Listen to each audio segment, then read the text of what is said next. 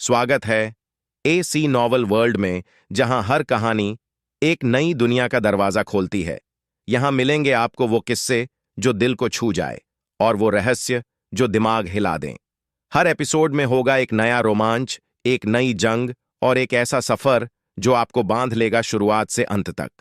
तो तैयार हो जाइए डूब जाने के लिए कहानियों की उस दुनिया में जहां कल्पना हकीकत बन जाती है। एसी नॉवल वर्ल्ड, कहानियां नहीं, एहसास हैं। आरव को थोड़ी तसल्ली मिली। उसने दोनों लड़कियों के सिर सहलाए। तुम दोनों सबसे समझदार हो। अगर हर कोई तुम दोनों जितना समझदार होता तो कितना अच्छा होता। मैं अंदर जाकर थोड़ी देर आराम करूंगा। जब वे 3000 अमर नियति टोकन दे तो मुझे बुलाना। ये कहकर वह दूसरों को छोड़कर अकेले अपने कमरे में चला गया। उन लूट के माल के लिए दुखी महसूस कर रहा था जो उसका होना चाहिए था। लोकेश और अमर राजयुग और अन्य लोग पूरी तरह से निराश दिख रहे थे। पूर्वज, कृपया मजाक करना बंद करें। अगर आप यूं ही मजाक करते रहे तो बात हाथ से निकल जाएगी। हमें आखिरकार कुछ अति शक्तिशाली सहायक मिल गए हैं, बस कुछ ही शब्दों से उन सभी को नाराज न करें। और आप यहाँ नहीं हैं, हमें सीधे इन भयंकर लोगों का सामना करने के लिए छोड़ दिया है। हम बहुत डरे हुए और असहाय हैं। साध्वी अमृता और अमर राजयोग, जो ये सब करीब से देख रहे थे, भी अवाक रह गए। क्या आप मजाक कर रहे हैं? लोगों ने आपकी मदद के लिए दुश्मन का सफाया कर दिया और आभारी होने के बजाय आप नाखुश हैं। क्या आप पागल हैं? अमर राजा मध्य अमर लोक में शिखर पुरुष हैं। कितने लोग उन्हें एक बार भी कार्रवाई करने के लिए राजी कर सकते हैं? अगर मैं उनकी जगह होता तो इस रवैये से हतोत्साहित हो जाता। अमर राजयुग ने गहरी सांस ली और गंभीर स्वर में कहा, अपने स्तर पर उन्हें आसानी से अपमानित नहीं किया जा सकता। किसी भी अमर राजा को बुरा चेहरा दिखाने का कोई हकदार नहीं है। इससे पहले उनकी कैसी भी दोस्ती रही हो, अब वह अर्थहीन है। वे अब अलग होने वाले हैं। साध्वी अमृता ने सिर हिलाया। ऊपरी अमर लोक के अमर सम्राट भी अमर राजाओं के साथ ऐसा व्यवहार नहीं करते। हालांकि जिस तरह से चारों विशेषज्ञ हतोत्साहित होकर अलग हो गए थे, उसकी उन्होंने कल्पना भी नहीं की थी। क्या मजाक है? उनके दिल में संप्रदाय प्रमुख आरव का स्थान उनके गुरुओं से भी कहीं ऊपर था जब उन्होंने पहली बार खेती शुरू की थी। यहाँ क्या हो रहा है? संप्रदाय प्रमुख आरव ने जिन नियमों का उल्लेख किया, उनका वास्तव में क्या मतलब है? हमने कुछ ऐसा किया होगा जिससे वह नाखुश हो गए। मुझे इसमें मत घसीटो, यह जरूर तुम तीनों की गलती होगी। बकवास, अभी हमला करने वाले पहले तुम ही थे। वे चारों एक दूसरे से बहस करने लगे और अन्य अमर पूज्य और दानव पूज्य दखल देने की हिम्मत नहीं कर रहे थे, अकेले पूछने की बात तो दूर। काफी देर तक बहस करने के बाद भी कोई नतीजा नहीं निकला तो दानव राज छोटा श्वेत को अचानक एक विचार आया। उसने अपने चेहरे के हाव भाव को ठीक किया और एक रूखी मुस्कान के साथ सुप्रिया और सुमेधा के पास आया। हे, संप्रदाय प्रमुख आरव की 2 अमर कन्याओं के साथ बातचीत। क्या आप उनके बहुत करीब हैं? उसका पुराना चेहरा देखकर, जो कई सालों से न हंसने के कारण बहुत अस्वाभाविक रूप से मुस्कुरा रहा था, सुप्रिया और सुमेधा इतने डर गए कि वे जल्दी से 2 कदम पीछे हट गईं। उन्होंने श्याम शिखर संप्रदाय के बारे में खेती शुरू करने के पहले दिन से ही सुन रखा था। यह एक भयानक शक्ति थी जो गुप्त रूप से आसपास के स्वर्गीय क्षेत्रों को नियंत्रित करती थी, बच्चों को रात में रोने से रोकने में सक्षम। ये श्याम शिखर संप्रदाय का महागठबंधन प्रमुख था, एक पूर्ण और घोर महान दानवराज। यह मत सोचो कि वे पूर्वज आरव का सम्मान करते हैं, उन्हें मारने के लिए एक ही नज़र काफ़ी होगी। हम पूर्वज को ज़्यादा देर से नहीं जानते। हम हाल ही में रोज़ साथ रहे हैं। वे दोनों कांप उठी और ज़्यादा पूछे बिना ईमानदारी से सब कुछ बता दिया। ओह, रोज़ साथ? अमर राज हंसिका की आंखें चमक उठीं और वह भी मुस्कुराते हुए पास आई। दूसरे शब्दों में, आप इन दिनों संप्रदाय प्रमुख आरव के साथ दिन रात रह रही हैं। सुप्रिया ने जल्दी से अपना छोटा सिर हिलाया। हाँ, पूर्वज हमारे साथ बहुत अच्छे हैं। वह बिल्कुल भी क्रूर नहीं हैं। उन्होंने हमें 6ठी श्रेणी की अमर कलाकृतियां भी दी हैं। सुमेधा ने सावधानी से कहा, 6ठी श्रेणी की अमर कलाकृति को एक खजाने की तरह दिखाते हुए। उसे उम्मीद थी कि ये महान दानव राज, ये देखते हुए कि पूर्वज उन पर कितना प्यार करते थे, उन्हें एक ही नज़र में नहीं मारेंगे। 2 अमर कन्याओं, डरो मत। हमारे कोई बुरे इरादे नहीं हैं। अमर राज यथार्थवादी नवलों ने भी प्रतिक्रिया दी। वे उन्हें केवल कुछ ही दिनों से जानते थे, लेकिन वे पहले से ही दिन रात उनके साथ रह रही थीं और उन्हें उनका पुरस्कार मिला था। वे संप्रदाय प्रमुख आरव के शीर्ष 2 पसंदीदा थे। बूढ़े अमर राजा का चेहरा मुस्कुराहट से भरा हुआ था और उसने 2 छठी श्रेणी के अमर कवच के टुकड़े निकाले और उन्हें आगे बढ़ाया। मेरे पास यहाँ 2 छोटे गैजेट हैं जो मुझे उम्मीद है कि आपको पसंद आएंगे। इसके अलावा, क्या आप इस बूढ़े आदमी की मदद कर सकती हैं कि वह संप्रदाय प्रमुख आरव के सामने कुछ अच्छे शब्द कहे और पूछे कि इस बार वास्तव में क्या गलत हुआ था? धिक्कार है। लोकेश की आंखें लगभग बाहर निकल आईं। क्या इसकी इजाज़त है? एक गरिमा में अमर राजा दो सच्चे अमरों की चापलूसी करने के लिए उपहार दे रहा है। क्या यह नकली है? साध्वी अमृता और अमर राजयोग, जो पास ही थे, ने कहा कि उनके मूल्य पूरी तरह से टूट गए हैं, जमीन पर बिखर गए हैं। क्या आपको हतोत्साहित नहीं होना चाहिए और फिर उस संप्रदाय प्रमुख आरव से संबंध तोड़ लेना चाहिए? ये किस तरह का ऑपरेशन है? हम सुप्रिया और सुमेधा भी हैरान थीं। ये उपहार उनके लिए अत्यंत मूल्यवान थे। मुख्य बात यह थी कि उन्हें अमर राजाओं ने दिया था, जो असाधारण था। वे दोनों वास्तव में उन्हें स्वीकार करने की हिम्मत नहीं कर रही थीं, इस डर से कि उनके पीछे कोई षड्यंत्र छिपा हो सकता है। चिंता मत करो, बस उन्हें स्वीकार कर लो। जब तुम्हारे पास छठी श्रेणी की अमर तलवारें हैं, तो छठी श्रेणी का अमर कवच क्यों नहीं होना चाहिए? अमर राज यथार्थवादी नवलों ने सीधे दोनों लड़कियों के हाथों में दोनों अमर कवच के टुकड़े ठूंस दिए, भले ही उन्होंने कुछ भी कहा। इस समय दानव राज छोटा श्वेत भी दबाव डालकर आ गया। दो अमर कन्याओं के पास अमर कवच और अमर तलवारें हैं, लेकिन मुझे डर है कि उनके पास अभी तक काम के जादुई खजाने नहीं हैं, है ना? संयोग से इस बूढ़े आदमी के पास भी दो छोटे गैजेट हैं जो आपके लिए काफ़ी किस्मत वाले हैं। ये कहकर दो घंटी के आकार के जादुई खजाने हवा में तैरने लगे। इस चीज़ को जुड़वां घंटियां कहा जाता है।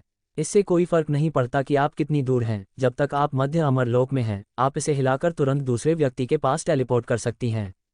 धिक्कार है, सबने फिर से सांस ली। हालांकि ये हमले या रक्षा प्रकार के नहीं थे, पर वे निश्चित रूप से शीर्ष गुणवत्ता वाले जादुई खजाने थे। उन्हें बस यूं ही दे दिया गया। दो सच्चे अमरों को। जैसे ही सुप्रिया और सुमेधा में से प्रत्येक ने एक घंटी प्राप्त की, अमर राज हंसिका ने दो छोटी चीनी मिट्टी की बोतलें निकालीं। हे, दो अमर कन्याओं के पास अमर कलाकृतियां और जादुई खजाने हैं, तो ये बूढ़ा आदमी तुम्हें कुछ गोलियां देगा। प्रत्येक बोतल में 10 महाशून्य उत्पत्ति गोलियां हैं। भविष्य में जब आप अमर पूज्य में प्रवेश करेंगी तो वे आपके लिए बहुत उपयोगी हो सकती हैं। इस बार लोकेश और इशिता जैसे सभी अमर पूज्य आंखों में लालिमा लिए हुए थे। महाशून्य उत्पत्ति गोलियां 7वीं श्रेणी की अमर गोलियां थीं। उन्होंने उनके लिए आशा करने की भी हिम्मत नहीं की थी। दानव राज शांडिल्य ने अन्य तीनों को घूरा, तुम सब ने उपहार दे दिए हैं, मुझे क्या देना चाहिए? उसने 2 सेकंड सोचा, फिर मुस्कुराया और 2 जेड पेंडेंट निकाले। 2 अमर कन्याओं, ये 2 टुकड़े स्वर्गीय श्याम जेड के हैं, जो इस बूढ़े आदमी की नियमों की 2 शक्तियों से सील किए गए हैं। संकट के समय वे आपको 3 आपदाओं से बचा सकते हैं। इन्हें स्वीकार करो। ये चीज़ मेरे श्याम शिखर संप्रदाय का भी एक प्रतीक है। इसे देखना गठबंधन प्रमुख को देखने जैसा है। सुप्रिया और सुमेधा, जो पहले से ही चकराई हुई थी, इसे सुनकर डर के मारे लगभग जेड पेंडेंट फेंकने ही वाली थीं। अन्य तो पागलपन की कगार पर थे। क्या ये श्याम शिखर संप्रदाय का पौराणिक सर्वोच्च स्वर्गीय श्याम जेड था? वे केवल सच्चे अमर थीं, क्या उन्हें ये देना बहुत ज्यादा नहीं था? क्या श्याम शिखर संप्रदाय के अन्य दानव पूज्य और अमर पूज्य को भविष्य में उन्हें सलाम करना और उनके आदेशों का पालन नहीं करना पड़ेगा? इस तरह के व्यवहार को देखकर आसपास के अन्य लोगों की तो बात ही छोड़िए, साध्वी अमृता को भी ईर्ष्या होने लगी। वह अन्य खजानों को बर्दाश्त नहीं कर पाए। आखिरकार उसके पास भी 7वीं श्रेणी की अमर कलाकृतियां और अमर खजाने थे। लेकिन आखिरी 2 स्वर्गीय श्याम जेड पेंडेंट जो श्याम शिखर संप्रदाय के राक्षसों को आदेश दे सकते थे, वास्तव में महत्व में भिन्न थे। वे उसकी इच्छा पर एक शक्तिशाली भूमिगत शक्ति का प्रतिनिधित्व करते थे। इससे भी ज्यादा उपहार देना तो सही था, पर वास्तव में ये 4 विशेषज्ञों की सद्भावना का भी प्रतिनिधित्व करता था और उस मूल्य को मापा नहीं जा सकता था। लोकेश, जिसका दिल ऐसा महसूस हो रहा था जैसे उस पर 10,000 घोड़े दौड़े हों, अचानक कड़वाहट से मुस्कुराया। उसने उड़ान गरुड़ संप्रदाय में दूर बैठी गुंजन शर्मा के बारे में सोचा। अगर उसे इन 2 बाहरी संप्रदाय की दासियों के साथ किए गए व्यवहार के बारे में पता चलता तो वह क्या सोचती? इतने सारे कीमती उपहार प्राप्त करने के बाद सुप्रिया और सुमेधा को अजीब लग रहा था। उन्होंने कुछ भी महत्वपूर्ण नहीं किया था और इससे पहले वे केवल अन्य निम्न स्तर के बाहरी संप्रदाय के शिष्यों के साथ व्यवहार करती थीं, मामूली खेती संसाधनों के लिए दिन भर भाग दौड़ करती थीं। उनके पास इस तरह की स्थिति को संभालने का बिल्कुल भी अनुभव नहीं था। हमें बस डर है कि पूर्वज नहीं सुनेंगे। दानव राज छोटा श्वेत हंसा और बोला, चिंता मत करो, बस कुछ अच्छे शब्द कहना, भले ही यह व्यर्थ हो, ये उपहार अभी भी तुम्हारे हैं। चाहे वह सफल हो या नहीं, हम तुम्हें दोष नहीं देंगे। जल्दी जाओ। 4 महान विशेषज्ञ अजीब दादाजी में बदल गए जो अज्ञानी छोटी लड़कियों को फुसला रहे थे, प्यार से बोल रहे थे और दोनों को तीसरी मंजिल के आराम क्षेत्र में ले जा रहे थे। इस समय आरव उन पुण्यों को गिन रहा था जो उसने इस अवधि के दौरान प्राप्त किए थे, जो पहले ही 15,000 से अधिक हो चुके थे। वह विचार कर रहा था कि क्या प्रणाली को अपग्रेड करना है या अपने क्षेत्र को अपग्रेड करने के लिए गोलियों और नियम खंडों का विनिमय करना है। अंत में उसने पहले अपने क्षेत्र में सुधार करने का फैसला किया। उस समय के प्रोत्साहन देने वाले सभी समान रूप से 9वीं श्रेणी के दानव पूज्य और अमर राजा थे, और यह वास्तव में शर्मनाक था कि वह अभी भी पहली श्रेणी का स्वर्ण अमर था। एक चौथी श्रेणी का नियमखंड 10 मुख्य नियमों को महान उपलब्धि के स्तर तक अपग्रेड कर सकता है। अमर पूज्य में आगे बढ़ने के लिए शर्त ये थी कि सभी मुख्य नियमों को महान उपलब्धि के स्तर तक पहुंचना था। मॉल में विनिमय मूल्य को देखते हुए एक चौथी श्रेणी के खंड के लिए 20 पुण्य अंक। उसने जल्दी से 40 का विनिमय किया, पहले 400 मुख्य नियमों को महान उपलब्धि के स्तर तक अपग्रेड किया। हालांकि उसका क्षेत्र अभी भी पहली श्रेणी का स्वर्ण अमर था, लेकिन मुख्य नियमों की तेज उन्नति के कारण उसकी वर्तमान शक्ति पहले से कम कई गुना अधिक थी। जहां तक अमर ऊर्जा की खेती का सवाल है, हालांकि उसके पिछले लूट के माल में कई अमर गोलियां थीं, उसकी नींव बहुत गहरी थी। सभी 9 मार्शल कलाएं अमर राजा के स्तर पर थीं, और अगर वह उन सभी का सेवन भी कर लेता तो भी उसका अंतिम क्षेत्र केवल दूसरी श्रेणी का स्वर्ण अमर ही पहुंच पाता। अनिच्छा से वह केवल अमर ऊर्जा और अमर आत्मा को बढ़ाने के लिए प्रत्येक के लिए 1007वीं श्रेणी की अमर गोलियों का विनिमय करने के लिए पुण्य अंकों का उपयोग कर सका, और उन्हें लेने के बाद उसका क्षेत्र आखिरकार छठी श्रेणी के स्वर्ण अमर तक पहुंच गया, और उसके पुण्य अंक भी घटकर केवल 1000 अंक ही रह गए। अफसोस, यह अपग्रेड बहुत धीमा है। ऐसा लगता है कि मुझे और अधिक पुण्य अंक प्राप्त करने का तरीका खोजना होगा। केवल कुछ ही मिनटों में पहली श्रेणी के स्वर्ण अमर से छठी श्रेणी के स्वर्ण अमर तक जाना। अगर दूसरों ने ये सुना तो वे शायद इतने गुस्से में आ जाएंगे कि उन्हें खून की उल्टी हो जाएगी। पर्याप्त प्रतिभा के साथ भी एक स्वर्ण अमर के लिए प्रत्येक अपग्रेड दसियों या सैकड़ों हजारों वर्षों में गिना जाता है। ठीक है। दरवाजे के बाहर पैरों की आहट ने उसके विचारों को तोड़ा। पूर्वज, क्या हम अंदर आ सकते हैं? दोनों को कमरे में आने दिया। वह मुस्कुराया और पूछा, तुम दोनों डाउनस्टेयर्स रहने के बजाय यहाँ ऊपर क्यों भाग आए? क्या ऐसा हो सकता है कि तुम थोड़ी देर बाद ही मुझे याद करने लगी? इन शब्दों ने वास्तव में दोनों लड़कियों के दिल को छू लिया। डरावने 4 महान विशेषज्ञों और श्याम शिखर संप्रदाय के दानवों का सामना करने की तो बात ही छोड़िए, यहाँ तक कि लोकेश और इशिता का सामना करने पर भी वे बहुत असहज महसूस करती थीं। आखिरकार बाद वाले उड़ान गरुड़ संप्रदाय के उच्च स्तरीय सदस्य थे, और उनकी इम्पोजिंग छवि जो कई सालों से स्थापित थी वहाँ थी। उन्हें डर था कि गलत बात कहने से उन्हें डांट पड़ सकती है। केवल इस पूर्वज आरव के सामने ही वे दोनों आराम कर सकती थीं। आरव ने उनके साथ बिल्कुल भी रूखा व्यवहार नहीं किया, और हर बार जब वह उनसे बात करता था तो ऐसा लगता था जैसे वह एक दोस्त बड़े भाई से बात कर रहा हो। हाँ पूर्वज, आपके बिना हमें बहुत असहज महसूस होता है। दोनों लड़कियां उसके बगल में बैठ गईं, एक बाईं ओर और एक दाईं ओर। केवल आपके साथ ही पूर्वज हमें एक आत्मा मिलती है। पूर्वज, आपका आकर्षण बहुत महान है। अंधेरी रात में एक प्रकाश की तरह हम पतंगे बस विरोध नहीं कर सकते। आरव की मोटी त्वचा के साथ भी उसे लगा कि ये शब्द अत्यधिक मीठे हैं। हालांकि उसे यह काफी पसंद आया। बोलो, डाउनस्टेयर्स क्या हुआ?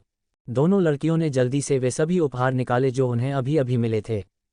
उन 4 वरिष्ठों ने हमें बहुत सारे खजाने दिए, ये कहते हुए कि वे चाहते थे कि हम कुछ अच्छे शब्द कहें।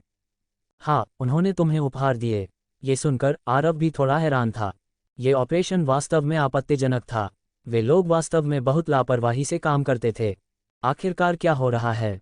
दोनों लड़कियां जल्दी से फिर से खड़ी हो गईं और वास्तव में उसे एक अप्रत्याशित प्रदर्शन दिया। एक ने उपहार प्राप्त करने वाले की भूमिका निभाई और दूसरे ने 4 भूमिकाएं उस समय की स्थिति को फिर से बनाया। एक भी शब्द छोड़े बिना उन्होंने उस समय के हाव भाव को भी जीवंत रूप से नकल किया। आरव चकित रह गया। तुम दोनों वास्तव में ईमानदार हो। मैंने तुमसे सिर्फ शब्दों में वर्णन करने के लिए कहा था, लेकिन तुमने सीधे एक पुनरअभिनय प्रदर्शन दिया। ठीक है, मैं समझ गया। सुप्रिया उसके बाईं ओर बैठ गई, थोड़ी असहज होकर, और बोली, पूर्वज, क्या हमने कुछ गलत किया?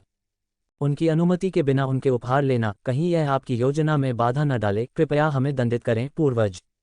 सुमेधा ने भी जल्दी से मेज पर सभी उपहार रख दिए, सावधानी से अपनी गलती स्वीकार करते हुए। हमने वास्तव में उस समय उन्हें स्वीकार न करने की हिम्मत नहीं की, इस डर से कि उन्हें नाराज कर दें और वे हमें मार डालें।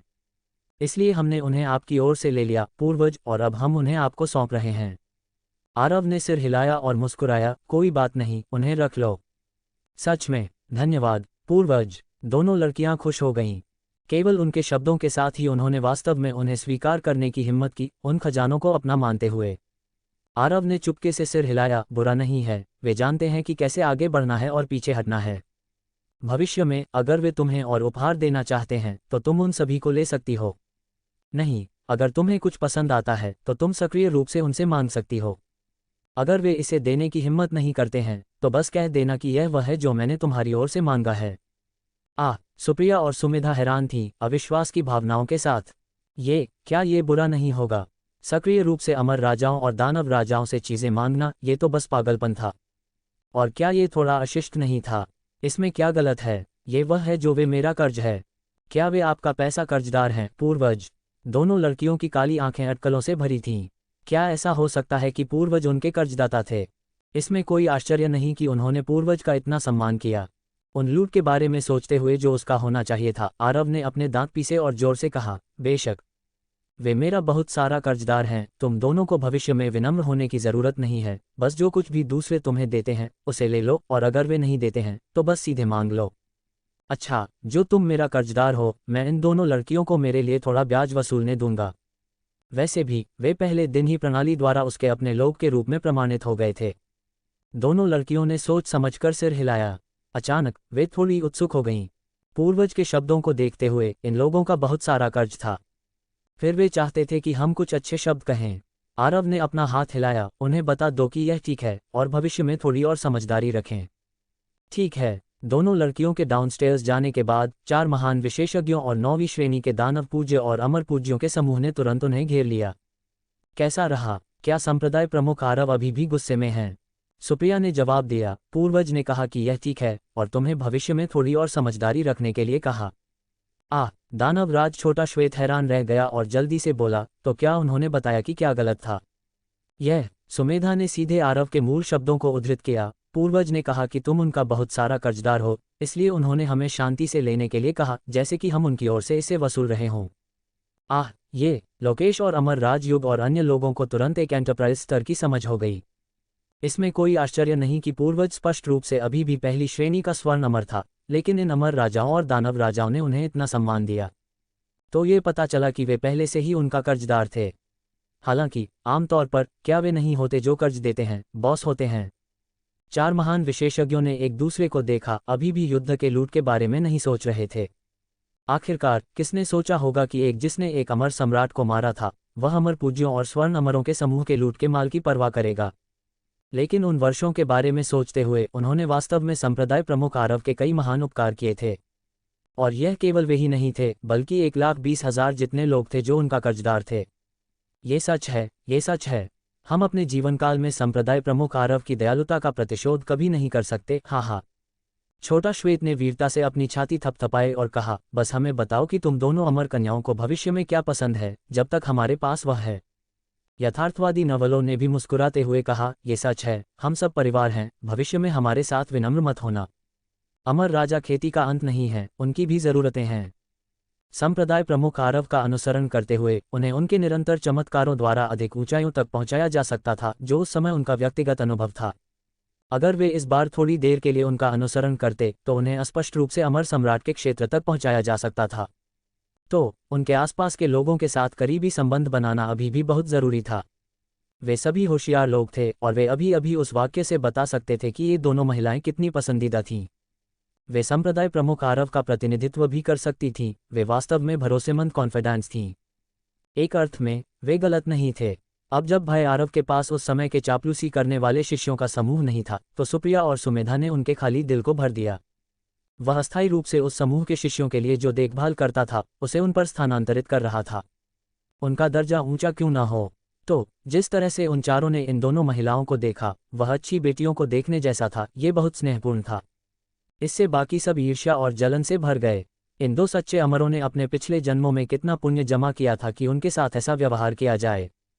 2 दिन बाद तक्षशिला शाही नगर के आसपास की विभिन्न शाखाओं से स्थानांतरित 3,000 से अधिक अमर नियति टोकन एक के बाद एक पहुंचे। और इन 2 दिनों में यहाँ हुई घटनाएं भी तेजी से फैल गईं। श्याम शिखर संप्रदाय के श्याम शिखर दानव राज को मार दिया गया, जो एक बड़ी घटना थी। आखिरकार अमर राजाओं और दानव राजाओं के स्तर पर एक चाल पूरे शरीर को प्रभावित करती है, और उनमें से एक का गिरना एक चौंकाने वाला भूकंप पैदा करने के लिए काफी है। हालांकि इस बार दानव राजा के मारे जाने की खबर को पीछे धकेलना पड़ा, क्योंकि एक और भी महत्वपूर्ण घटना थी।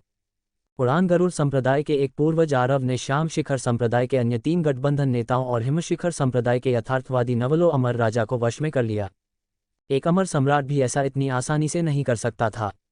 जो अमर राजा के स्तर तक खेती कर सकते हैं, वे पहले से ही अपने आप में विशाल हैं, वे इतनी आसानी से किसी के सामने कैसे झुक सकते हैं? कुछ समय के लिए आसपास के स्वर्गीय क्षेत्रों में अनगिनत लोग आरव के बारे में बात करने लगे। उन्होंने अटकलें लगाईं कि वह कौन था, क्या वह एक अमर सम्राट का अवतार हो सकता है। यह अफसोस की बात है कि उन्होंने कितनी भी अटकलें लगाईं, वे इसका पता नहीं लगा पाए, वे उनका असली नाम भी नहीं जानते थे। ये वह अमर नियति टोकन है जो आप चाहते थे।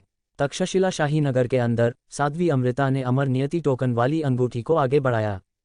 अब वह आरव के साथ उदासीनता से व्यवहार नहीं कर सकती थी। कोई भी जो 4 अमर राजा स्तर के अधीनस्थों को रख सकता था, उसे सबसे अधिक ध्यान देने के लिए काफी था। यहाँ तक कि ऊपरी अमर लोक में भी ऐसे व्यक्ति को अनदेखा नहीं किया जाएगा। भाई आरव ने उन्हें गिना और जो उसने पहले 2 बार खरीदे थे, उन्हें जोड़ने पर वे ठीक 3300 थे। अमर क्रिस्टल का भुगतान करने के बाद वह खड़ा हो गया। सौदा खुशहाल रहा, अलविदा। साध्वी अमृता को अचानक थोड़ा नाराजगी महसूस हुई। इस व्यक्ति की नज़र उस पर हर बार इतनी खुलेआम होती थी, कुछ कामुक प्लेबॉय से अलग नहीं। लेकिन जब व्यापार की बात आती थी तो वह अत्यंत यथार्थवादी था और सुंदरियों को खुश करने का उसका कोई इरादा नहीं था। जब वह गया तो वह और भी निर्णायक था। आपकी खेती 6ठी श्रेणी के स्वर्ण अमर तक फिर से कैसे पहुंची? उसे याद था कि आरव 2 दिन पहले अभी भी पहली श्रेणी का स्वर्ण अमर था। भाई आरव ने अपना सिर मोड़ा और कंधे उचकाए। ओह, मैं स्वाभाविक रूप से प्रतिभाशाली हूँ। मैं इन 2 दिनों में कड़ी मेहनत से खेती कर रहा था, इसलिए मैंने प्रवेश कर लिया। साध्वी अमृता उसकी नाक पर उंगली उठाकर ताना मारना चाहती थी। क्या आप मुझे बेवकूफ़ समझ रहे हैं? 2 दिनों में स्वर्ण अमर के 5 छोटे क्षेत्रों में सुधार करना बस एक सपना है। उसने केवल सोचा कि आरव वास्तव में अपनी शक्ति छिपा रहा था और केवल स्वर्ण अमर के स्तर पर नहीं था, बल्कि अब बस थोड़ी और खेती प्रकट कर रहा था। हम कई बार मिले हैं और मुझे अभी भी आपका पूरा नाम नहीं पता। वह वास्तव में आरव के बारे में बहुत उत्सुक थी। उसे सहज रूप से लगा कि इसके पीछे एक चौंकाने वाला रहस्य होना चाहिए। भाई आरव ने मूल रूप से उसे बताने की योजना बनाई थी। वैसे भी वह निडर था और अमर सम्राट के बदला लेने के लिए नीचे आने की बिल्कुल भी परवाह नहीं करता था।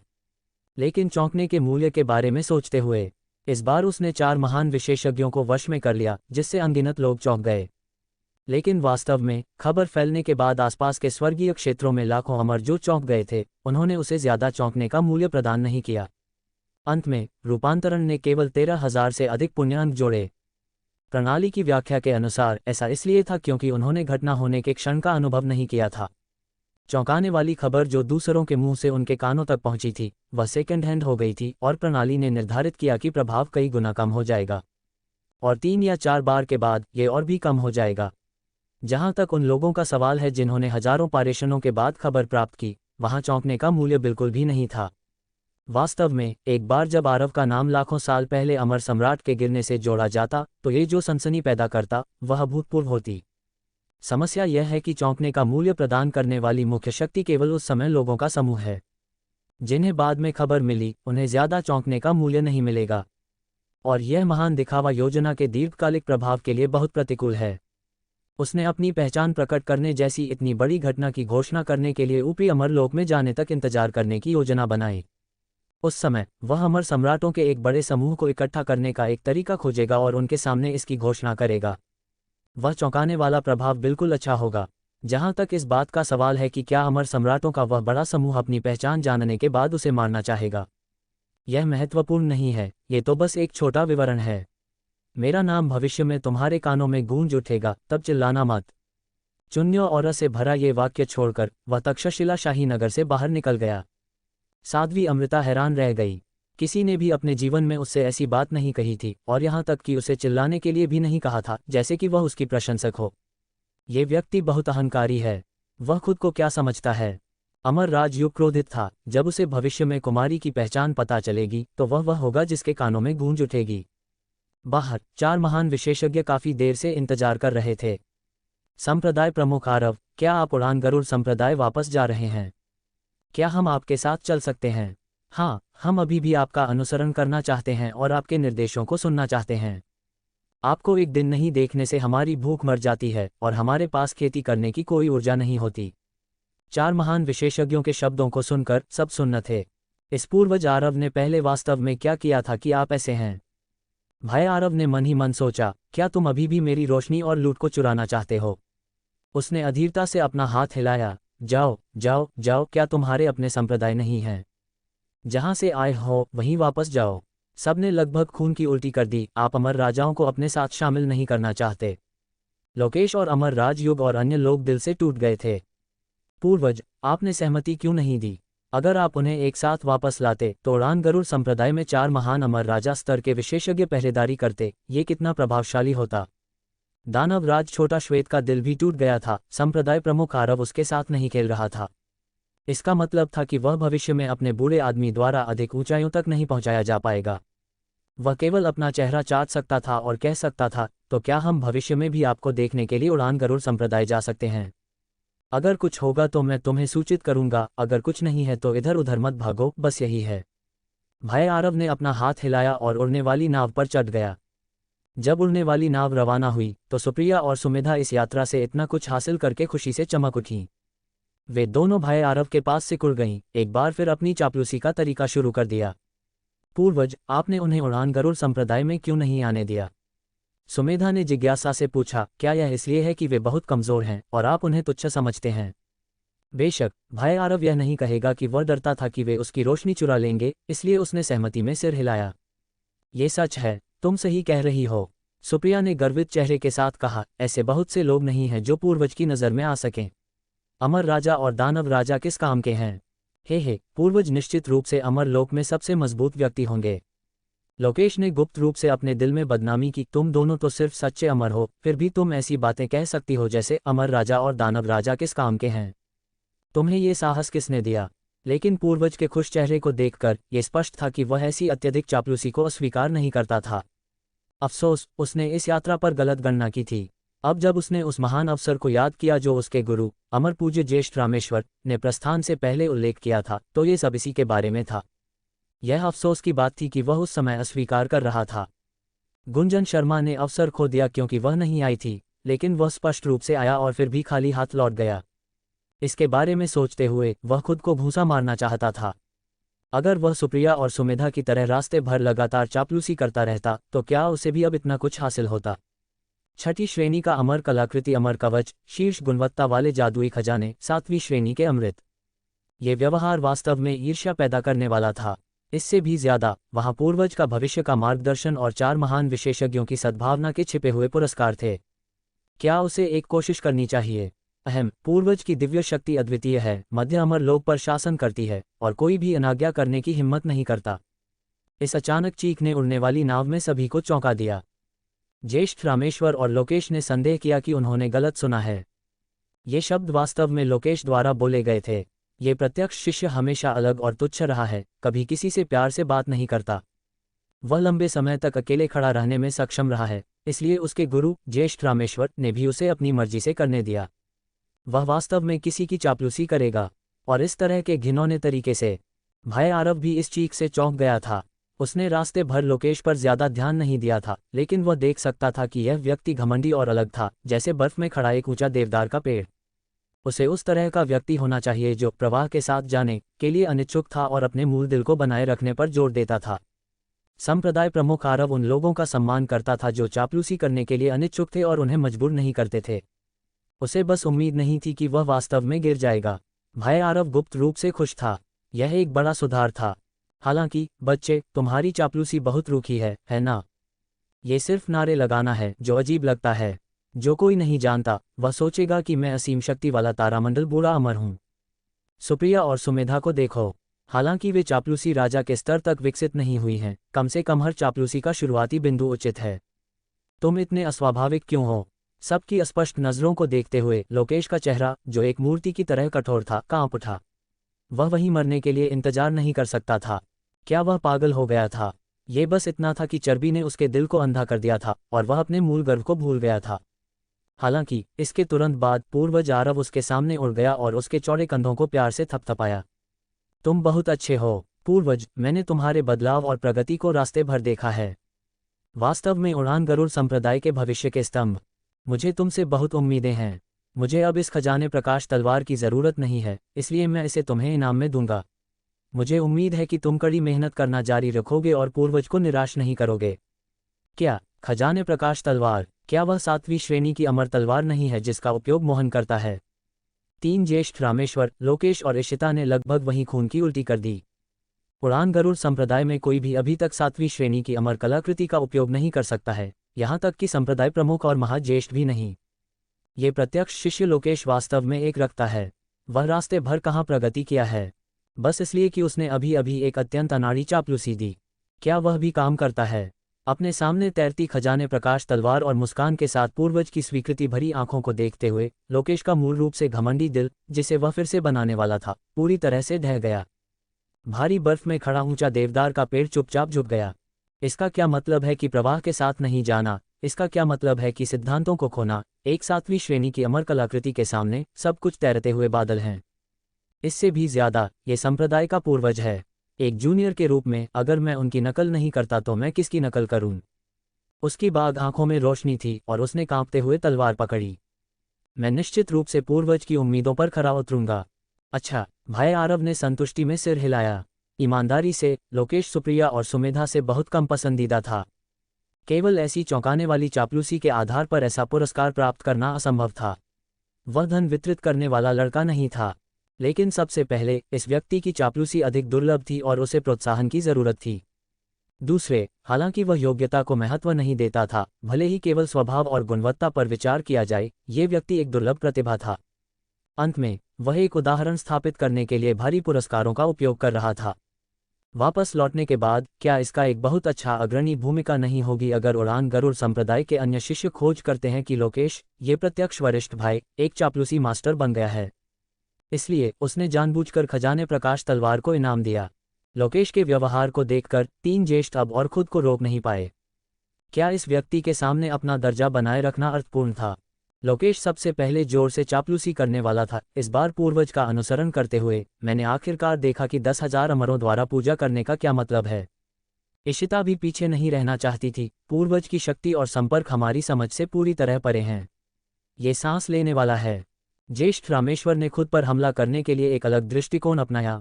पहले मैंने सोचा था कि पूर्वज जल्दबाजी में काम कर रहे हैं, लेकिन अब जब मैं इसके बारे में सोचता हूं तो मुझे और भी महसूस होता है कि मैं संकीर्ण दृष्टि वाला हूं। एक झोपड़ी में एक मुर्गी दुनिया की विशालता को कैसे जान सकती है? भाई आरव भी ज्येष्ठ रामेश्वर से चौंक गया था। धिक्कार है, यह एक मेधावी प्रतिभा है, लगभग उसे उस समय मोहन की याद दिलाता है।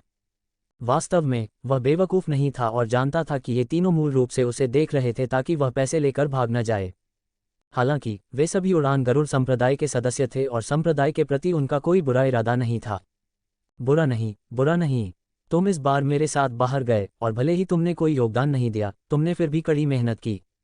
7वीं श्रेणी की अमर कलाकृतियां निश्चित रूप से सवाल से बाहर थीं, लेकिन 6ठी श्रेणी की अभी भी प्रोत्साहन के रूप में इनाम में दी जा सकती थीं, यह उम्मीद करते हुए कि वे ज्येष्ठ मंडल में एक मॉडल भूमिका निभा सकते हैं। तीनों पुरुष बहुत खुश हुए और एक 6ठी श्रेणी की अमर तलवार पकड़कर उन्हें बहुत धन्यवाद दिया। तो यह वास्तव में पूर्वज के साथ व्यवहार करने का सही तरीका था। उन्होंने इसे जल्दी क्यों नहीं किया?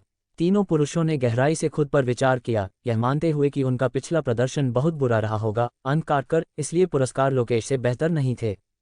जहां तक सुप्रिया और सुमेधा का सवाल है, 2 दासियां जो बहुत पहले ही विश्वासपात्र बन चुकी थीं, उन्होंने तुलना करने की हिम्मत नहीं की और केवल बड़े शॉट्स को देख सकती थीं।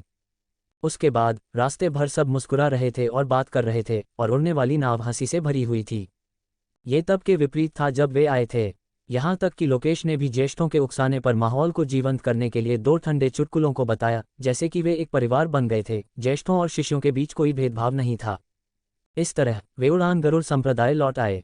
जैसे ही वे उड़ने वाली नाव से उतरे, संप्रदाय प्रमुख लोकेश और महाज्येष्ठ रामेश्वर उनका स्वागत करने के लिए इंतजार नहीं कर सके। पूर्वज, आप वापस आ गए। हमने बाहर आपकी उपलब्धियों के बारे में सब सुन लिया है।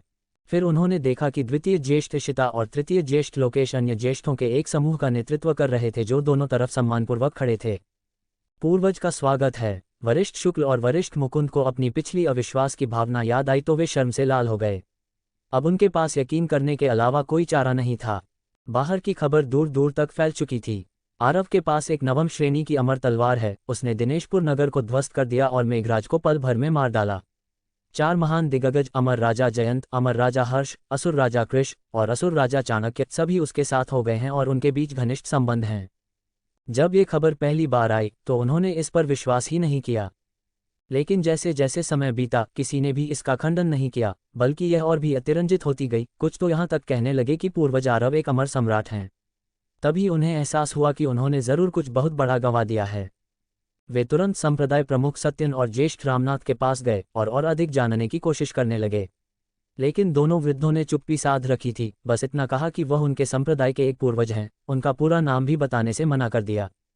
ईमानदारी से कहें तो संप्रदाय प्रमुख सत्यन और ज्येष्ठ रामनाथ भी बेहद चकित थे जब उन्होंने सुना कि चारों महान दिग्गज उनके पूर्वज आरव के साथ हंसी मजाक कर रहे थे। वे जानते थे कि आरव उड़ान गरुड़ संप्रदाय के संस्थापक थे और उन्होंने अमर सम्राटों को मारा था। उन्हें स्थापना नगर की आरोहण युद्ध में उनकी अद्भुत उपलब्धि के बारे में भी पता था, लेकिन वे यह नहीं जानते थे कि वह निचले लोक से 120,000 आरोहकों को लाए थे और उस समय स्थापना नगर में केवल आरव का नाम ही फैला था। उन्हें शून्य अमर लोक और ब्रह्म अमर लोक के बीच के अतीत के बारे में तो और भी कम पता था। ये स्वाभाविक भी था। उस समय सभी आरोहक, चाहे वह मोहन, सत्य, असुर, क्षुब्ध या शून्य अतल स्वर्ण नागराज ही क्यों न हो, सभी बहुत सतर्क व्यक्ति थे। ये जानने के बाद कि ऊपरी अमर लोक के अमर सम्राट उन्हें निशाना बना रहे हैं, वे आरोहकों के मूल को कैसे उजागर कर सकते थे। बेशक वे अपनी पहचान छुपाएंगे और गुप्त रूप से विकास करेंगे। इसलिए 1 करोड़ वर्षों के बाद भी ये रहस्य छिपे रहे और यहाँ तक कि उड़ान गरुड़ संप्रदाय के अभिलेखों में भी उनका उल्लेख नहीं था। संप्रदाय प्रमुख सत्यन और ज्येष्ठ रामनाथ के विचार से पूर्वज आरव का सम्मान बहुत अधिक था, लेकिन ये केवल उड़ान गरुड़ संप्रदाय के भीतर तक ही सीमित था, है ना? अगर दूसरी और तीसरी पीढ़ी के पूर्वज उन्हें देखते तो ये स्वाभाविक था कि वे उन्हें बहुत सम्मान देते। लेकिन दूसरों के बारे में क्या? असुर राजा कृष, अमर राजा जयंत और अन्य का उनसे कोई लेना देना नहीं होना चाहिए। ये लोग उड़ान गरुड़ संप्रदाय से नहीं थे तो उनका उनसे क्या संबंध हो सकता था? वे सचमुच समझ नहीं पा रहे थे। पूर्वज, क्या युग, मैत्री और प्राचीन कुल संप्रदाय के वे वरिष्ठ सचमुच आपका उतना ही सम्मान करते हैं जितना कि अफवाहों में कहा जाता है? जैसे ही यह सवाल पूछा गया, बाकी सभी ज्येष्ठों के कान खड़े हो गए। भले ही अफवाहें सच थीं, वे खुद देखे बिना विश्वास करने की हिम्मत नहीं कर सकते थे। ये बहुत ही अजीब था। वह युग मैत्री थी। नीलगिरी क्षेत्र गुप्त रूप से उनके द्वारा नियंत्रित 30 क्षेत्रों में से एक था, और नीलगिरी क्षेत्र में उड़ान गरुड़ संप्रदाय की शक्ति शीर्ष 50 में भी नहीं थी। दोनों के बीच का फासला बहुत बड़ा था। जहां तक प्राचीन कुल संप्रदाय की बात है, वह भी एक क्षेत्रीय अधिपति था जिसे वे हमेशा से देखते आ रहे थे। आप इसे कैसे भी देखें, ये सब बहुत अवास्तविक था। भीड़ की उत्सुकता से भरी निगाहों को देखते हुए भाई आरव का दिखावा कुछ हद तक संतुष्ट हुआ। उन्होंने बस सिर हिलाया। हाँ बिल्कुल। उनका व्यक्तिगत रूप से पुष्टि प्राप्त करने पर सभी ज्येष्ठ आश्चर्य से चिल्ला उठे। क्या ये वास्तव में सच है? आपने ये सब कैसे किया? क्या ऐसा हो सकता है कि पूर्वज का उनसे पहले कोई संबंध रहा हो? उन शीर्ष दिग्गजों का सद्भाव प्राप्त करने में सक्षम होना बहुत मायने रखता है। संक्षेप में स्तब्ध होने के बाद वरिष्ठ शुक्ल और वरिष्ठ मुकुंद जैसे ज्येष्ठ खुशी की स्थिति में आ गए। हर कोई खुश दिख रहा था, मानो कोई त्योहार हो। ये हमारे उड़ान गरुड़ संप्रदाय की महिमा है। पूर्वज वास्तव में अच्छी पहुंच वाले हैं, बाहर उनके इतने शक्तिशाली पुराने मित्र हैं। हाँ, हमारे उड़ान गरुड़ संप्रदाय पर कृपा है। संप्रदाय प्रमुख सत्यन और ज्येष्ठ रामनाथ ने सोचा कि जब उन्होंने कहा कि पूर्वज अच्छी पहुंच वाले हैं तो ये सिर्फ एक बहाना था। किसे पता था कि वे वास्तव में सही निकले। अन्य ज्येष्ठों के उल्लास को देखकर 3 ज्येष्ठ, वरिष्ठ जेवियर, वरिष्ठ हेमराज और वरिष्ठ विजय, जो पहले ही कई बार चौंक चुके थे, श्रेष्ठता की भावना महसूस कर रहे थे। आप लोग वास्तव में बहुत मामूली हैं।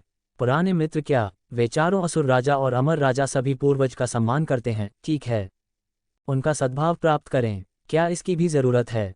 वे स्पष्ट रूप से उनका पक्ष लेने और उन्हें खुश करने की कोशिश कर रहे हैं। एक श्रेष्ठ अधीनस्थ संबंध है। वे बस पूर्वज के अधीनस्थ हैं। भाई आरव के साथ बाहर जाकर उन्होंने दुनिया देखी थी और अब उनकी हिम्मत बढ़ गई थी। क्या? संप्रदाय प्रमुख सत्यन, वरिष्ठ शुक्ल और अन्य और भी अधिक चौंक गए। पूर्वज के अधीनस्थ, जल्दी से हमें विस्तार से बताओ। हाँ, उस समय वास्तव में क्या हुआ था? भाई आरव की अनुमति मिलने पर तीनों ज्येष्ठों ने जल्द ही भीड़ के समर्थन में इस यात्रा का अनुभव सुनाया। समय समय पर भीड़ से आश्चर्य की चीखें निकलती रहीं। पूर्वज के लिए उनका सम्मान भी नई ऊंचाइयों पर पहुंच गया। भाई आरव ने सिस्टम पैनल को देखा और वास्तव में कुछ शॉक पॉइंट्स प्राप्त किए। मेरिट में परिवर्तित करने पर यह लगभग 1000 से अधिक था। मुख्य कारण यह था कि अधिकांश खबरें पहले ही फैल चुकी थीं और अब ये केवल व्यक्तिगत रूप से पुष्टि थी। उनके आराम करने के लिए जाने के बाद ज्येष्ठों ने परिषद हॉल में एक बैठक शुरू करने का इंतजार नहीं किया। सब लोग, अब और क्या कहना है? संप्रदाय प्रमुख सत्यन अमर पूज्य गर्व महसूस कर रहे थे। कुछ समय पहले, क्योंकि उन्होंने पूर्वज आरव के फैसले का पूरा समर्थन किया था, उन्हें लगभग एक हठी और मूर्ख नेता करार दे दिया गया था। तृतीय ज्येष्ठ वरिष्ठ मुकुंद ने धीरे से खांसा और 4 शब्द निकाले, संप्रदाय प्रमुख बुद्धिमान हैं। द्वितीय ज्येष्ठ उनके जितने संयमित नहीं थे। पूर्वज वास्तव में उन चारों को अपने लिए काम करने के लिए मजबूर कर सकते हैं, ये वास्तव में एक तमाशा है। उन्होंने जोर से कहा, ये वृद्ध व्यक्ति मानता है। मैं वास्तव में पहले अंधा था, वास्तव में उनके पुराने स्व पर विश्वास नहीं किया। अन्य ज्येष्ठों ने मदद न करते हुए फिर से पूछा, संप्रदाय प्रमुख, ज्येष्ठ पूर्वज आरव आखिर कौन है? इन पिछले कुछ दिनों में मैंने अभिलेखों को खंगाला है, लेकिन हमारे संप्रदाय के किसी ऐसे वरिष्ठ को नहीं ढूंढ सका जो उनसे मेल खाता हो। 4 अमर राजा स्तर के विशेषज्ञों को अधीनस्थ के रूप में रखने के लिए पूर्वज को तो मध्य अमर लोक में घूमते समय प्रसिद्ध होना चाहिए था। ये सच है, वे चारों कम से कम 70 से 80 मिलियन वर्षों से प्रसिद्ध हैं। जिस युग में वे रहते थे उसे देखते हुए पूर्वज आरव को तो और भी पहले का होना चाहिए। ऐसा लगता है कि उनकी वरिष्ठता वास्तव में बहुत अधिक है। यहाँ तक कि वरिष्ठ जेवियर, वरिष्ठ विजय और अन्य जो भाई आरव के साथ कुछ दिनों के लिए यात्रा कर चुके थे, वे भी इस सवाल से परप्लेक्स थे। वरिष्ठ हेमराज ने साधना भवन की दिशा में झुककर विचार किया। मुझे याद है कि उन चारों ने पूर्वज को संप्रदाय प्रमुख आरव कहकर संबोधित किया था। वरिष्ठ जेवियर और वरिष्ठ विजय को भी एक धारणा थी, ये सच है, उन्होंने उन्हें यही कहा था। क्या ऐसा हो सकता है कि पूर्वज किसी पीढ़ी के संप्रदाय प्रमुख थे? लेकिन हमारे उड़ान गरुड़ संप्रदाय के इतिहास में कभी भी आरव उपनाम का कोई संप्रदाय प्रमुख नहीं रहा है। क्या ऐसा हो सकता है कि पूर्वज ने बाहर कोई और संप्रदाय भी स्थापित किया हो और वे चारों महान विशेषज्ञ उसी संप्रदाय से हों? मैंने यह नहीं सुना कि वे चारों कभी एक ही संप्रदाय से संबंधित थे।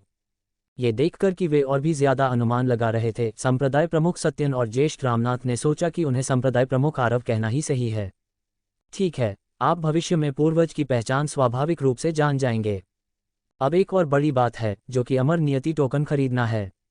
उन्होंने ज्येष्ठों के चारों ओर एक नज़र डाली और असंतोष के साथ कहा, पिछली बार जब मैंने आपको अमर स्फटिक सौंपने के लिए कहा था, तो आप सभी ने बहाने बनाए और विश्वास नहीं किया कि पूर्वज उनकी रक्षा कर सकते हैं।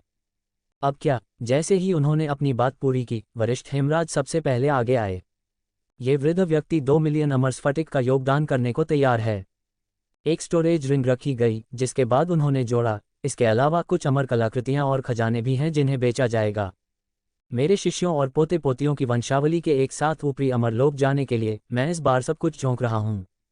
संप्रदाय प्रमुख सत्यन बहुत खुश हुए। ऐसा लगा कि पूर्वज आरव के साथ बाहर जाने से उनकी जागरूकता अनगिनत गुना बढ़ गई थी। पिछली बार वरिष्ठ हेमराज उन लोगों में से थे जिन्होंने इसका दृढ़ता से विरोध किया था। इसके तुरंत बाद वरिष्ठ जेवियर और वरिष्ठ विजय भी पीछे नहीं रहना चाहते थे। प्रत्येक ने 2 से 3 मिलियन अमर स्फटिक का योगदान दिया। इसके बाद दर्जनों ज्येष्ठों ने भी एक के बाद एक अमर स्फटिक निकाले। लेकिन जब बात द्वितीय ज्येष्ठ वरिष्ठ शुक्ल की आई, तो वह फिर से रुक गए। वरिष्ठ शुक्ल, वरिष्ठ मुकुंद, आप अभी भी क्या संदेह कर रहे हैं? ज्येष्ठ रामनाथ ने असंतोष के साथ मेज पर थपथपाया। इस बिंदु पर आप अभी भी पूर्वज पर विश्वास नहीं करते हैं और अभी भी सोचते हैं कि वह एक ठग हैं। वरिष्ठ शुक्ल ने तुरंत कहा, बिल्कुल नहीं। पूर्वज आरव ने इस बार जो नींव और संबंध दिखाए हैं वे अद्भुत हैं और हम पूरी तरह से आश्वस्त हैं। लेकिन हजारों अमर नियति टोकन, क्या आपने सोचा है कि इसका क्या मतलब है? प्रत्येक सत्र में आरोहण अमर नियति टोकन की संख्या अलग अलग होती है, लेकिन ये ज्यादातर 2 से 3 लाख के आसपास होती है। एक बार में हजारों खरीदना, लगभग उन सभी को खरीदना है, इससे पूरे मध्य अमर लोक में जनता का आक्रोश फैल जाएगा। जब समय आएगा, भले ही पूर्वज के पास 4 महान अमर राजाओं और असुर राजाओं की मदद हो, फिर भी इसका बचाव करना बहुत मुश्किल होगा। मध्य अमर लोक बहुत बड़ा है और अमर राजा और असुर राजा जो जानबूझकर पीछे रहे, अगर उन्हें एक साथ जोड़ा जाए तो उनकी संख्या शायद 1000 से कम नहीं होगी। केवल उन 4 लोगों पर निर्भर रहना, इतने बड़े समूह का सामना करना असंभव है। वह मूल रूप से कहना चाहते थे कि यह एक अनंत आपदा होगी, लेकिन अंत में वह थोड़े विनम्र थे। संप्रदाय प्रमुख सत्यन और ज्येष्ठ रामनाथ वास्तव में सच्चाई बताना चाहते थे। उन्हें बताना चाहते थे कि पूर्वज एक अमर सम्राट थे, मध्य अमर लोक में बेरोकटोक चलने में सक्षम। नाजुक क्षण में वरिष्ठ हेमराज एक बार फिर खड़े हो गए। पूर्वज का निर्णय, चाहे वह पहले कितना भी बेतुका या अनुचित क्यों न लगे, अंततः सही साबित होगा। हम तो बस सामान्य लोग हैं जो खुद को चिंतित कर रहे हैं। बस उनकी बात सुनो और सब ठीक हो जाएगा। इस बार उनके साथ यात्रा करने से मुझे यही सबसे बड़ी सीख मिली। ठीक है, भाई आरव ने वास्तव में उन्हें गलत नहीं समझा।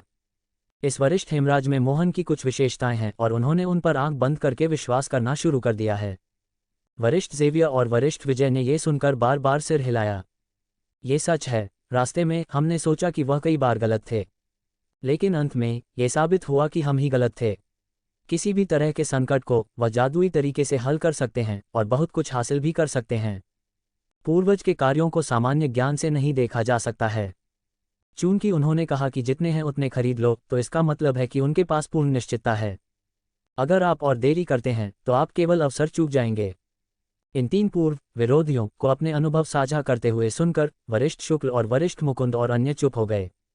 संप्रदाय प्रमुख और ज्येष्ठ रामनाथ के अस्पष्ट आत्मविश्वास के बारे में फिर से सोचते हुए, जिन्हें पूर्वज की पृष्ठभूमि पता थी, क्या ऐसा हो सकता है कि मैं वास्तव में बहुत रूढ़िवादी हूँ?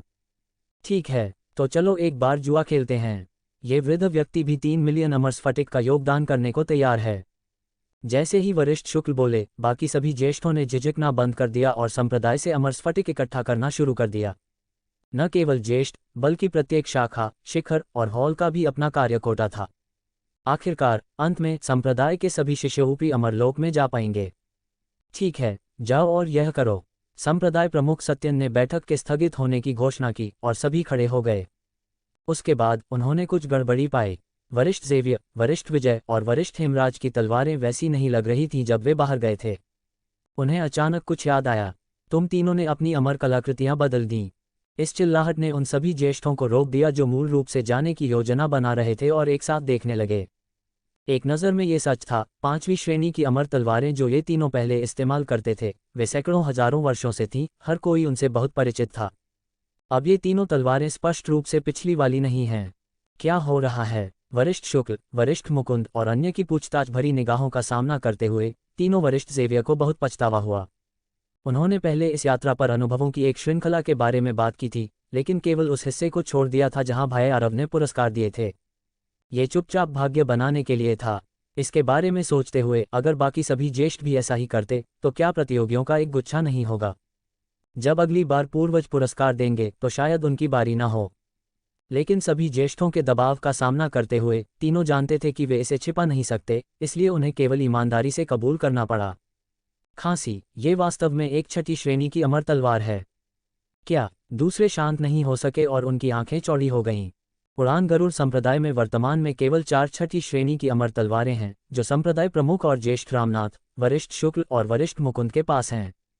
अन्य सभी ज्येष्ठ 5वीं श्रेणी की अमर कलाकृतियां का उपयोग करते हैं। 6ठी श्रेणी की चीजें ऐसी थीं जिनका वे सपना देखते थे, लेकिन ये तीनों उनसे सुसज्जित थे, ये बस असहनीय था। तुम्हें ये कहाँ से मिली? जल्दी से सच बताओ, क्या ऐसा हो सकता है पूर्वज? वरिष्ठ ज़ेवियर ने सिर हिलाया और बेशर्मी से कहा, पूर्वज ने इसे पुरस्कृत किया। उन्होंने देखा कि हमने कड़ी मेहनत की है और हम में से प्रत्येक को एक दी। पूरी जगह अचानक शांत हो गई और फिर फट गई। बस इतना ही सरल। ऐसी भी कोई चीज़ है? तुम तीनों बस एक यात्रा के लिए बाहर गए, एक भी चाल नहीं चली। क्या कड़ी मेहनत? क्यों? मैं आश्वस्त नहीं हूँ। ये बहुत ज्यादा है। बिना किसी योग्यता के पुरस्कार कैसे मिल सकता है? ईमानदारी से कबूल करो, पूर्वज ने तुम्हें क्यों पुरस्कृत किया? जब तीनों को घेरा जा रहा था, वरुण हंसराज भी संप्रदाय के परीक्षण मंडप में पहुंचे। उन्हें आखिरकार एक 7वीं श्रेणी की अमर तलवार मिली। वह इसे नीचे नहीं रख सके और शांत नहीं हो सके। उड़ान नाव पर वह अनगिनत बार बाहर उड़ना चाहते थे और इस तलवार की शक्ति का प्रयास करना चाहते थे, लेकिन उस समय कोई मौका नहीं था। अब जब वह संप्रदाय में लौटे तो वह जल्द से जल्द फायर पावर का परीक्षण करने के लिए दौड़े।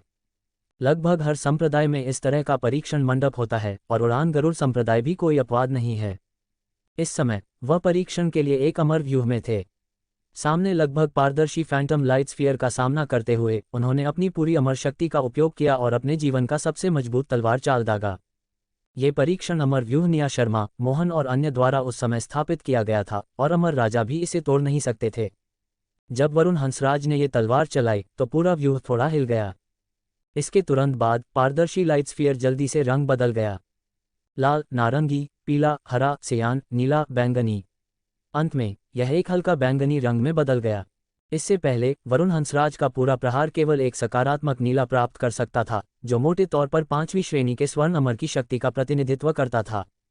और अब यह हल्का बैंगनी कम से कम द्वितीय श्रेणी के अमर पूज्य से ऊपर की हमला शक्ति है। अद्भुत बैंगनी रंग को देखते हुए ये सच्चा शिष्य, जो हमेशा अपनी गंभीरता और शीतलता के लिए जाना जाता था, अब और खुद को रोक नहीं सका। आसपास कोई नहीं था। वह मुस्कुराया और हंसा और उसके दिल में अत्यधिक खुशी बढ़ी।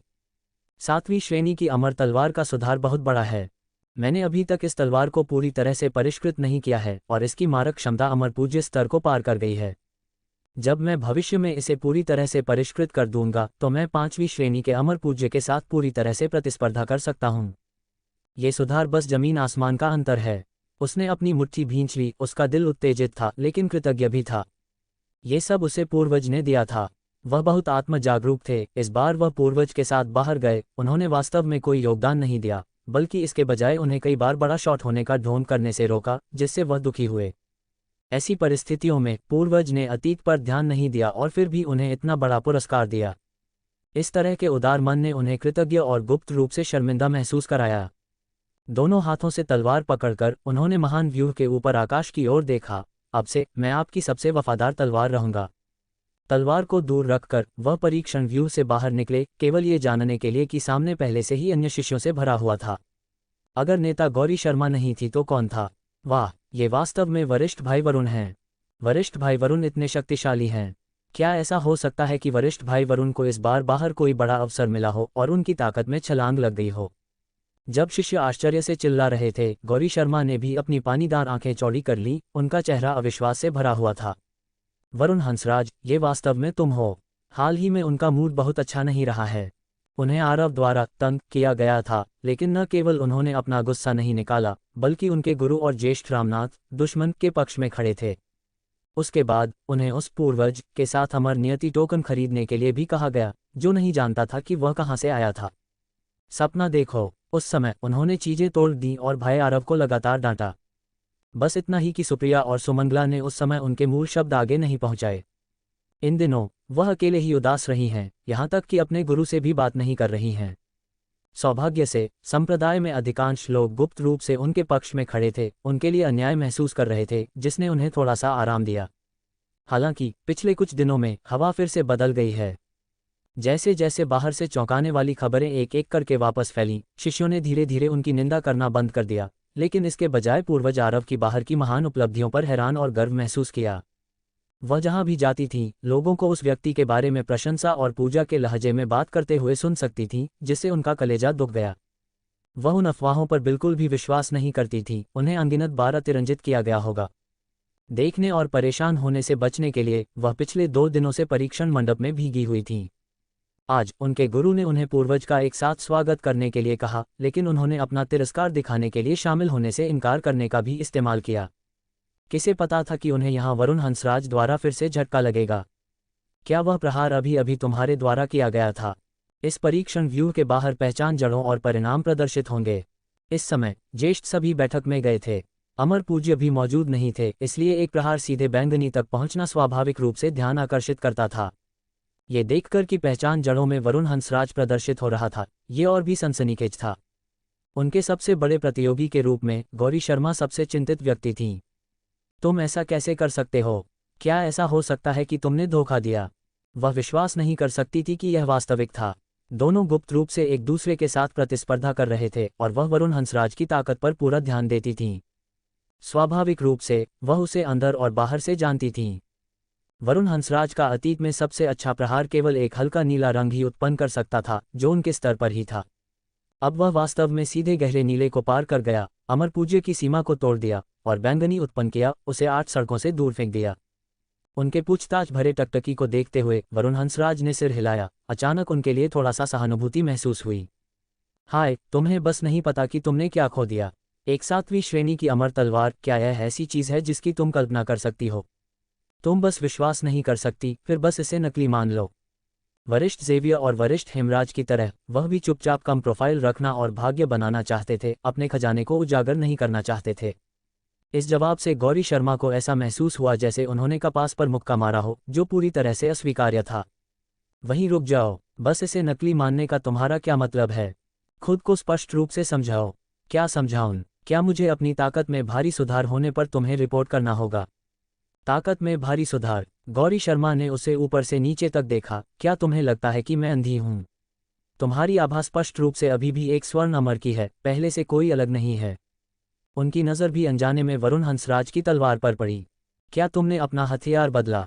क्या ये तलवार 6ठी श्रेणी की अमर कलाकृति हो सकती है? अगर यह हथियार की वजह से था तो उन्हें बेहतर महसूस होगा।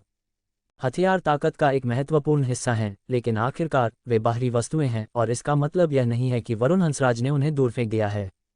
लेकिन फिर उन्हें फिर से संदेह हुआ, क्या छठी श्रेणी की अमर कलाकृति का सुधार इतना बड़ा है? छठी श्रेणी की अमर कलाकृति का कभी इस्तेमाल न करने के कारण वह वास्तव में बहुत स्पष्ट नहीं थी। तुम्हें ये तलवार कहाँ से मिली? वह भी मूर्ख नहीं थी। उन्होंने सुना था कि वरुण हंसराज इस बार आरव के साथ बाहर गए थे, इसलिए उन्होंने स्वाभाविक रूप से उन्हें इससे जोड़ा। क्या उस चोर ने तुम्हें ये दी? वरुण हंसराज ने पिछली अटकलों का खंडन करने की जहमत नहीं उठाई और छठी श्रेणी की अमर कलाकृति की दिशा में उनकी अटकलों को देखकर उन्हें मजा आया। लेकिन वह आखिरी दो शब्दों चोर को सहन नहीं कर सके। गौरी शर्मा, अपनी पहचान और शब्दों पर ध्यान दो। उन्होंने भाई आरव के निवास की दिशा में झुककर ठंडे लहजे में कहा, पूर्वज आरव आपके और मेरे वरिष्ठ गुरु हैं, मुझे उम्मीद है कि आप उन्हें कुछ सम्मान दिखाएंगी। जैसे ही ये शब्द निकले, शिष्य अतुलनीय रूप से हैरान थे। गौरी शर्मा आखिरकार संप्रदाय का मोती थीं। भले ही हर कोई इन दिनों बाहर पूर्वज के कार्यों से हैरान था, लेकिन कोई भी उनके सामने इतना बेअदब नहीं होगा, खासकर इसे इतनी गंभीरता से कहना। वरुण हंसराज, तुमने क्या कहा? गौरी शर्मा को बस अपने कानों पर विश्वास नहीं हो रहा था। तुम वास्तव में उस चोर के पक्ष में खड़े हो गए। मैं बस तुम्हें संप्रदाय के ज्येष्ठों के प्रति दिखाई जाने वाली शिष्टता और नियमों की याद दिला रहा हूं। वरुण हंसराज अन्य शिष्यों की तरह उनकी भावनाओं पर विचार नहीं करेंगे। उन्होंने अपनी तलवार के मूठ पर अपना हाथ दबाया, उनकी आंखें खतरे से भरी थीं। पूर्वज आरव की ताकत और मन की विशालता दुनिया में अद्वितीय है, वरुण के आजीवन प्रशंसा के योग्य है। अगर तुम फिर से उन्हें बदनाम करने के लिए इस तरह के शीर्षक का उपयोग करती हो, तो भले ही उन्हें परवाह न हो, मैं तुम्हें नहीं छोड़ूंगा। ठीक है, ये सिर्फ भाई आरव के पक्ष में खड़ा होना नहीं था। अगर यह अतीत में होता तो गौरी शर्मा निश्चित रूप से कूद पड़ती और उनके साथ युद्ध शुरू कर देती। लेकिन अब उस तलवार को देखते हुए उन्होंने वास्तव में हिम्मत नहीं की। आखिरकार वरुण हंसराज हमेशा से एक ऐसे व्यक्ति रहे हैं जो कहते थे वही करते थे, इसलिए वह केवल शब्दों से हमला करने का विकल्प चुन सकती थीं। मैंने तुम्हें कुछ दिनों से नहीं देखा है और तुम्हारे पूरे शरीर की रीढ़ चली गई है। उन्होंने थोड़ी सहानुभूति के साथ सिर हिलाया, तिरस्कारपूर्वक कहा, अतीत में मैंने सोचा था कि तुम हर किसी के प्रति उदासीन थे और एक ऐसे व्यक्ति थे जो टूट जाएंगे लेकिन झुकेंगे नहीं। अब इसे देखकर मैं वास्तव में निराश हूं। एक छठी श्रेणी की अमर तलवार ने तुम्हें खरीद लिया, तुम्हें किसी और का अनुयायी और चाटुकार बना दिया। उन्होंने मूल रूप से सोचा था कि ये शब्द वरुण हंसराज को गुस्सा दिलाएंगे। किसे पता था कि इन शब्दों को सुनने के बाद वरुण हंसराज ने वास्तव में सिर हिलाया। तुम सही कह रही हो, पूर्वज आरव का अनुयायी होना मेरा सम्मान है। तुम? गौरी शर्मा की तो बात ही छोड़िए, बाकी शिष्य भी हैरान थे। क्या यह अभी भी वही वरिष्ठ भाई वरुण थे? क्या ऐसा हो सकता है कि उन्हें बदल दिया गया हो? तुम में बिल्कुल भी महत्वाकांक्षा नहीं है, मैं तुम्हें प्रतिद्वंद्वी मानती थी। वरुण हंसराज ने हल्के से कहा, पूर्वज आरव एक जलते हुए सूर्य की तरह हैं, मेरे मन तारे का मिशन उनके चारों ओर घूमना है। तुम समझ नहीं सकती, ऐसा इसलिए है क्योंकि तुम्हारी दृष्टि पर्याप्त नहीं है। गौरी शर्मा पूरी तरह से स्तब्ध थीं कि इस तरह की घिनौनी चापलूसी वास्तव में उनके मुंह से निकल सकती है। दूसरी तरफ वरिष्ठ जेवियर, वरिष्ठ हेमराज और वरिष्ठ विजय उन तीन छठी श्रेणी की अमर तलवारों के कारण लगभग लार में डूब गए थे। तुम निश्चित रूप से हमसे कुछ छिपा रहे हो। जल्दी से कबूल करो, पूर्वज ने तुम्हें पुरस्कृत क्यों किया? क्या ऐसा हो सकता है कि तुमने इसे पूर्वज से चुरा लिया हो? वरिष्ठ जेवियर ने दांत पीसे और अपना मन बना लिया, क्या पूर्वज का अच्छे मूड में होना ठीक नहीं है? अगर तुम असंतुष्ट हो तो सीधे उनसे पूछो, तुम हमारे साथ चीजों को क्यों निपटा रहे हो? वरुण हंसराज को तो एक 7वीं श्रेणी की अमर तलवार भी मिली। ये वृद्ध व्यक्ति मुसीबत को दूसरों की ओर मोड़ने लगा, और यह वाक्य बस एक आकाशीय बिजली था। 7वीं श्रेणी की अमर तलवार। वरुण हंसराज, ये जूनियर ज्येष्ठ रामनाथ लगभग मौके पर ही खून उगलने वाले थे। उन्होंने वरुण हंसराज को भाई आरव के साथ जाने के लिए भेजा था, उन्हें कुछ लाभ प्राप्त करने देने का इरादा था। किसे पता था कि यह लाभ वास्तव में एक 7वीं श्रेणी की अमर कलाकृति का भयानक पुरस्कार होगा। आरव का हर पुनर्जीवन एक नई शक्ति, और हर शक्ति उसे बना रही है दिव्य लोक का सबसे खतरनाक अस्तित्व। जितनी बार वो मरता है उतना ही अजेय बनकर लौटता है। यही है अल्ट्रा रैंक सॉवरन सिस्टम की असली ताकत। फायर। और दोस्तों, आगे की कहानी में आरव जिन शक्तियों को हासिल करने वाला है वे पूरे दिव्य लोक का संतुलन हिला देंगी। तो तैयार रहिए, असली खेल अभी शुरू हुआ है। High voltage. अगर आपको यह एपिसोड पसंद आया हो तो थम्स अप का चिन्ह लाइक करें, शेयर करें, बेल और सब्सक्राइब करें एसी नॉवल वर्ल्ड को। क्लैप अबॉर्ड। मिलते हैं अगले एपिसोड में, जहां आरव की नई मौत एक नई दास्तान लेकर आएगी।